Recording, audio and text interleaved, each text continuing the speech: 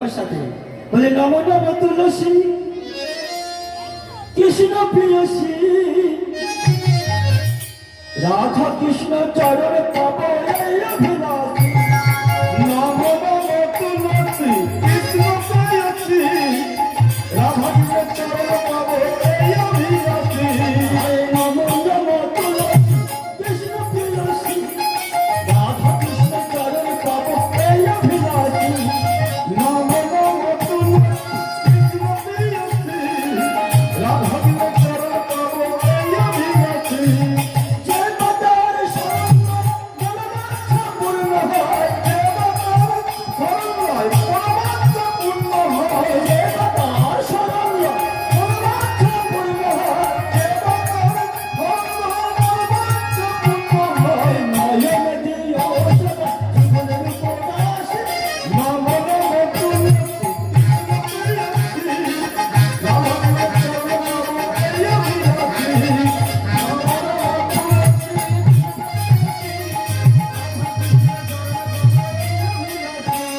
নম তুলসী নম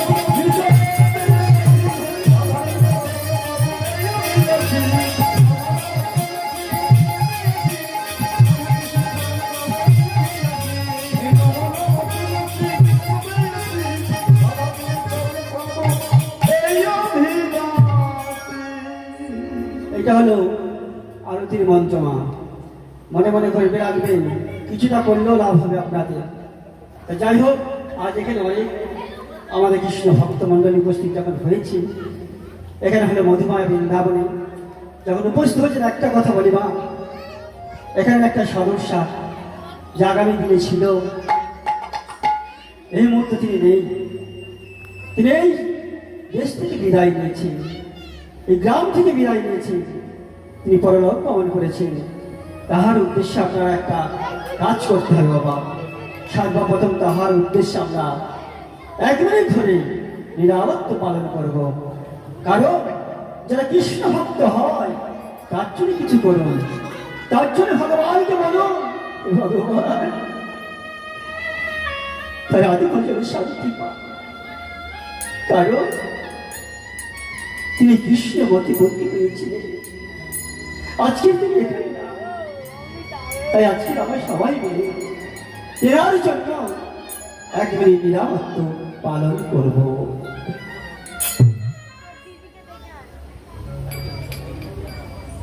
তাই আমরা যখন স্টার্ট করবো আপনারা সবাই চোখ মেরে থাকবেন মা সবাই হাত জোড়া করে থাকবেন বাবারাও করবেন 1 মিনিট নিরাপত্তা পালন করবেন কারণ এখানে তিনি সদস্যা ছিলেন মেন দায়িত্ব ছিলেন তিনি পরলোক গমন করেছেন তার আত্মা শান্তির জন্য আমরা নিরাপত্তা পালন করছি 1 মিনিট ধরে তারপরে মেলায় পৌঁছে যাব মা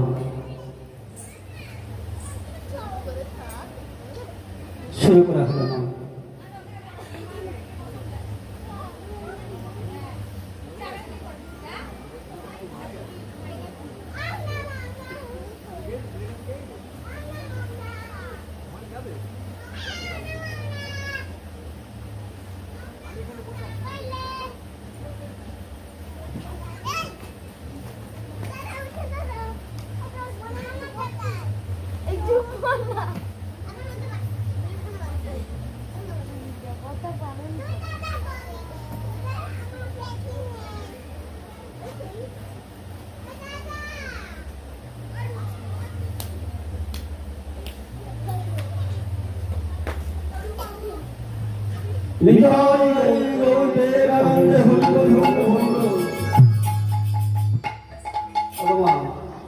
আজকের আমার লীলার বিষয়বস্তু হলো শহরী উদ্ধার হরি বল হরি বল হরি বল হরি বল হরি বল হরি বল হরি বল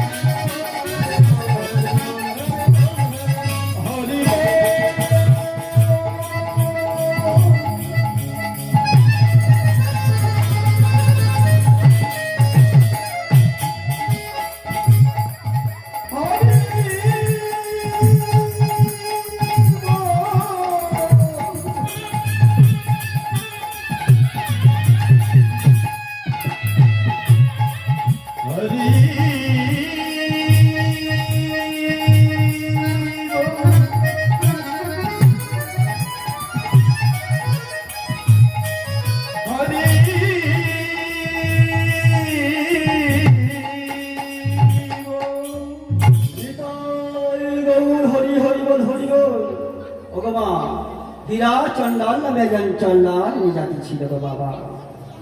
তার স্ত্রী ছিল মোহিনী। এটা আজকের যুগের কথা নয় গো বাবা, এটা হলো ত্রেতা যুগের কথা। পঞ্চবটির এক কোণে এক ধারে তাল পাতার কুড়ে ঘর, সেই হীরা চন্ডাল মোহিনীকে নিয়ে সুখে শান্তি বাস করছে। কিন্তু মাগো, সেই হীরা চন্ডাল ভিক্ষা করে আনলে তবে তাদের উনানে হাড়ি চড়ত। তাই মাগো, সেই হীরা চন্ডাল ভিক্ষা করে প্রতিদিন, কিন্তু খুব সুখে আছে মাগো। সুখে থাকলে কি হবে মাগো? যাদের সন্তান আদি হয় না, তারা বুঝতে পারে পুত্র কন্যার কি অভাব, ভগবানের কাছে কন্যাদি করে থাকে। কিন্তু মাগো, আমার মোহিনী দ্বাদশ বৎসর বিবাহ হয়েছে, কিন্তু সন্তান আদি হয় না। তাই মাগো, ছোট্ট নারায়ণ সিংহের কাছে বসে বসে কন্ধন করছে, ভগবান বলছি, ভগবান কি পাপ আমরা করলাম, যে আমাদের সন্তান কি হলো না? কেন বলতে পারো ভগবান? কেন হলো না বলতে পারো ভগবান? অছামি রয়ে কাঁদছে সিংহের কাছে বসে ভগবান গো, আমার জন্য দিতে হবে না, আমার স্বামীর জন্য দিতে হবে না, তিনি তোমার জন্য আমার গরিবের একটা সন্তান দাও। যাদের সন্তান আদি নেই, তারা বোঝে সন্তানের ব্যথাটা কি। তাই অছাড়িত হয়ে কন্দন করতে করতে নারায়ণ সিংহকে বলে উঠল, ভগবান গো, আমাকে একটি সন্তান দাও, আমাকে একটি সন্তান দাও, আমাকে একটা সন্তান দাও।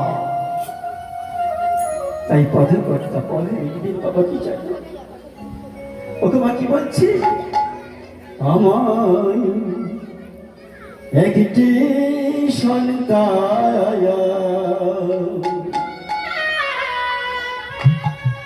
দাও গো প্রভু,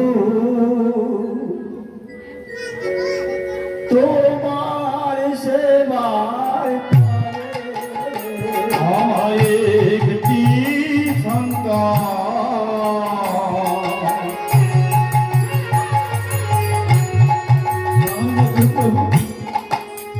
একটি সন্তান দাও গো প্রভু,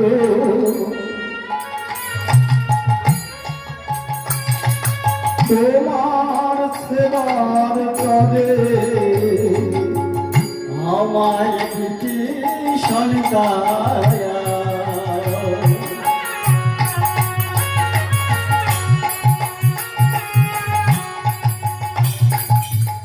দাও গো প্রভু, তোমার সেবার তরে আমায়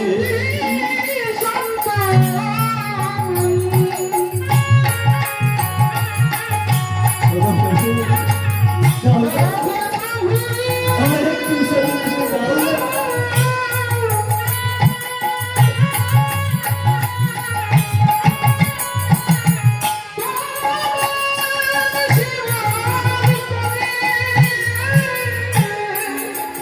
যেদিন আমি আসব না লাগবে তোমায় ধরে,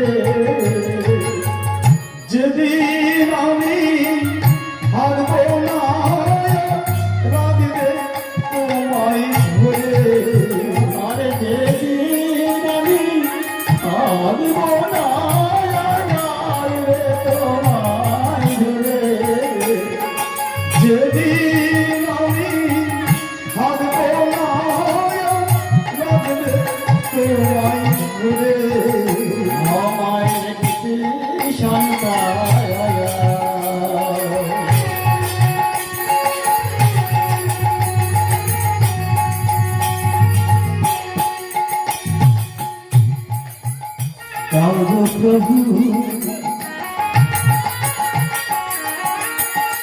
তোমার সেবার করে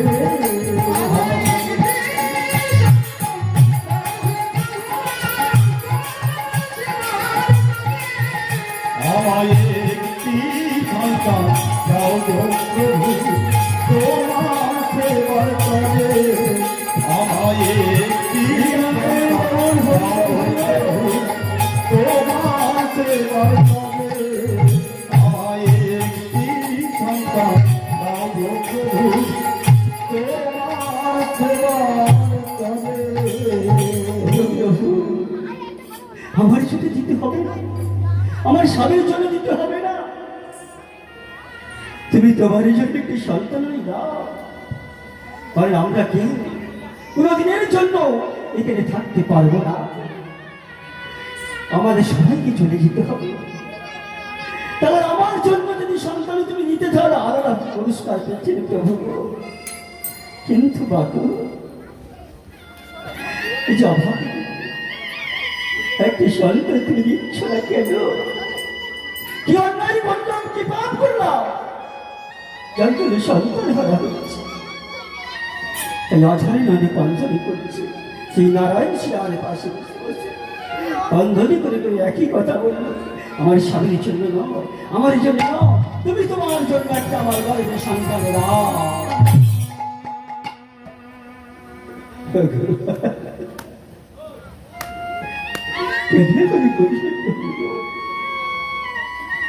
যখন অছরে নয়নে কন্যারে করছি, ভগবান সব সহ্য করতে পারে কিন্তু ভক্তের চোখের জল সহ্য করতে পারে না। যখন অছরে নয়নে কন্যারে করছে, বারবার ডাকছে, মোহিনীকে ডেকে বললেন আমার ভগবান, কৃষ্ণচন্দ্র ডেকে বললেন মোহিনী রোহিণী ও গো রোহিণী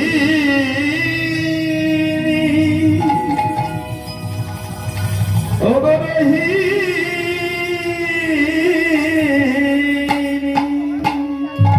মোহিনী তুমি শোনো, তুমি একটা কথা বলি, তুমি এতবার আমায় ডাকছো, সেই ডাকে আমি সন্তুষ্ট হলাম, তাই তোমার গর্ভে আমি সন্তান দিলাম, সন্তান দিলাম, সন্তান দিলাম। ভগবা সন্তান হয় না বলে অনেকে দেখবেন অনেক রকম কটু কথা বলে থাকে, তাদেরকে উদ্দেশ্য করে আমার মোহিনী যখন গর্ভে সন্তান প্রসব করেছে, সবাইকে ডেকে ডেকে বলছে, এই দেখো, শোনো শোনো, তোমরা আমাকে বলেছিলে আটকুরা, দেখো দেখো ভগবানকে বাধ্য করেছি আমার গর্ভে সন্তান দিতে।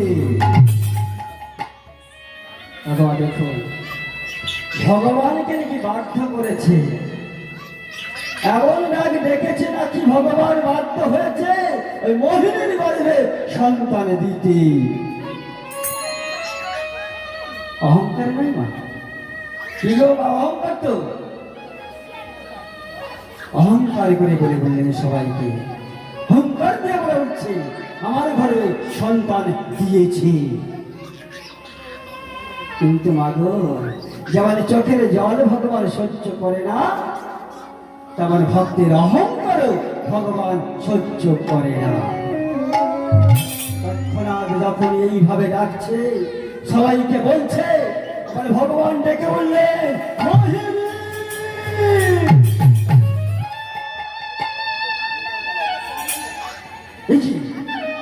কে আমায় ডাকছে? কে তুমি? কেন আমায় ডাকছ? ওগো মা, ভগবান বললে শোন মোহিনী, এত অহংকার তো, এত অহংকার, তুই আমাকে বাধ্য করেছি যে গর্ভে সন্তান দিতে। শোন, তুই সন্তান প্রসব করবি, তুই মা ডাক শুনতে পাবি না, শুনতে পাবি না, শুনতে পাবি না। ওগো মা, অহংকারের ফল দেখুন। ভগবান বলে বললেন, শোনো মোহিনী, তুমি এত অহংকারী, তাই তোমার গর্ভে সন্তান আমি দিয়েছি, তুই প্রসব করবে, কিন্তু মা ডাক শুনতে পাবে না, পাবে না, পাবে না। মোহিনী বলে উঠলেন, কে তুমি? ফিরে যাও, আমি সন্তান পোষণ করবো, মানা শুনতে পাবো না। দেখি কে আমায় আটকে দেয়। ভগবান কে এসেছে, ভগবান যে এসেছে বুঝতে পারলো না। ভগবান কেন বলছে, কে তুমি? আমি গল্পে ধারণ করবো আর আমি মা ডাক শুনতে পাবো না, তা কি হয়? দেখুন কেমন অহংকার। ভগবান অহংকার কয় প্রকার?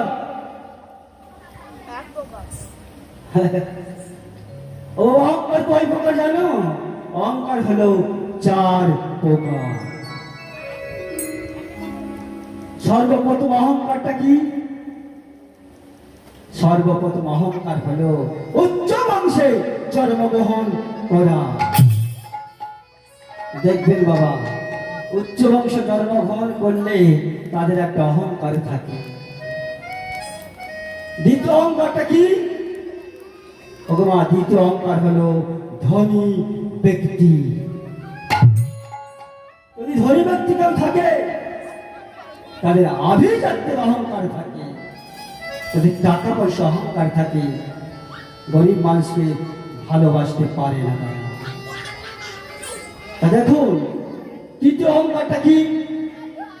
তৃতীয় অহংকার হলো উচ্চ শিক্ষিত। যেদিকে একটা মূর্খ একটা কাগজ নিয়ে তাদের কাছে উপস্থিত হয়, তাদের ঘরে বলে দেয়, যাতে এখন সময় আমার নাই, পড়বার সময় আমার নাই, পরে আসবে, যা চলে যায়। সেটা হচ্ছে অহংকার। উচ্চ শিক্ষিত যারা হয় একটু অহংকার করে। আর তৃতীয় অহংকারটা কি? বাবা তৃতীয় অহংকার হলো অতি সুন্দরী। যদি সুন্দরী দেখতে হয় তাহলে আর তার লেগে পাওয়া দেওয়া যাবে না। এখনকার হয়েছিল, দেখবেন ভালো লক্ষ্য করবেন, অতি সুন্দরী।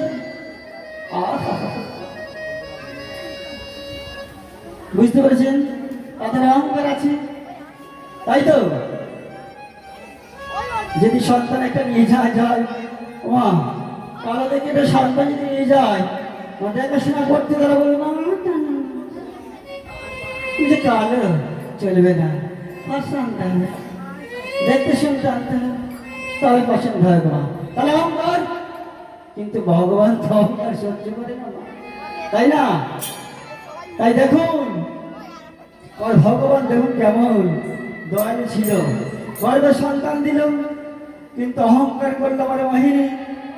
অহংকার করতে না করতে আমার ভগবান বলে উঠল, শোনো মোহিনী, তোর গর্ভে সন্তান দিয়েছি বটে, তবে তুই কি করবি?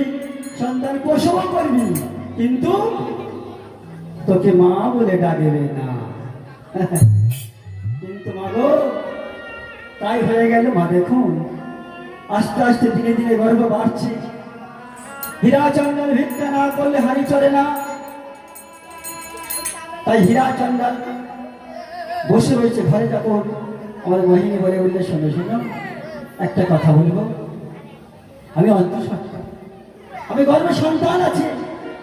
ভগবান আমরা যদি একদিন না খাই, কি হয়? মুখটা শুকনো হয়ে যায় না তোমার? তাই তো ভগবানরা গল্পের মধ্যে হু দিতে হয়। যদি হুটা দেওয়া হয় না, সেই গল্পটা খুব ভালো লাগে, বলতে ভালো লাগে। তা আপনারা হু দেবেন আমার সাথে, কারণ আমি তো আপনাদের সন্তান। সন্তানের কিছু লজ্জা আছে নাকি তোমার? কৃষ্ণ নামের মধ্যে যেমন লজ্জা ঘৃণা নেন, তেমন এখানেও লজ্জা ঘৃণা করবেন না, হু দেবেন। তাই দেখুন আমার হীরা চন্দন ভিক্ষা করতে যায় না, কারণ তার পাতাল ঘুরে ঘর পঞ্চবটির এক কোণে এক ধারে মোহিনী বসে থাকবে একা, কেমন কথা না? তাই মোহিনী 3 রাত 3 দিন কিছু খেতে পেল না।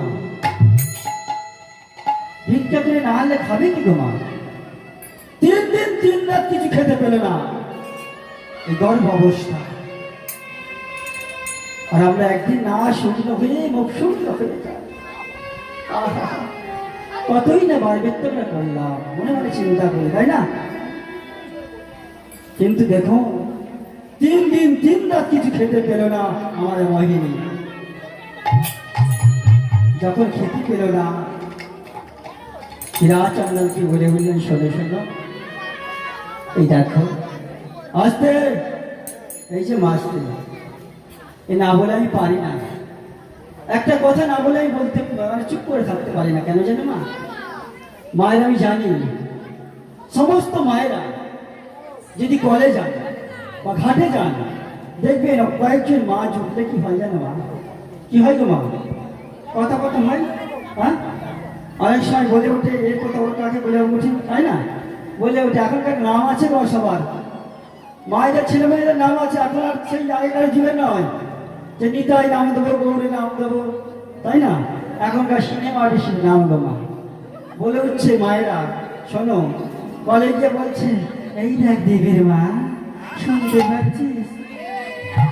শোন না, একটা কথা বলি, জানিস ওই দেবর্ষীর মা নয় তোকে একটা কথা বলেছে। বলে, হ্যাঁ রে, কি কথা বলেছে? বল দেখি, শোন, চেপে লাগবে না, বল কি বলেছে?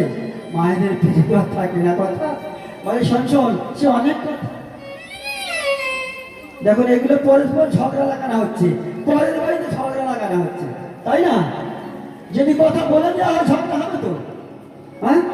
তাই শাস্ত্রকার শাস্ত্র লিখেছে, দেখুন কেমন হয়, কেমন ভাবে লিখেছেন, পরের বাড়িতে ঝগড়া বাঁধালে কি হতে হয়। মন্ত্রে শুনে বাবা, পরের বাড়ি ঝগড়া বাঁধালে কি হতে হবে আমাদের বাড়ি। মায়েরা মোটে ঝগড়া বাঁধাবেন না, তবে এখানকার মায়েরা খুবই ভালো। কৃষ্ণ কৃষ্ণ নাম শুনতে এসেছে, হয়ে নাম শুনছে স্থির ভাবে, আমাদের দিকে হয়তো মা বলে দেয়, ওরে তোকে এই বলেছে ওই বলেছে, তো ঝগড়া বাঁধানো হচ্ছে না। তারপরে এই ভাই ঝগড়া যদি বাঁধানো হয় তাহলে কি হতে হবে দেখুন, পদকর্তা কেমন ভাবে পদটা লিখেছে, কি জানেন কি বলছে?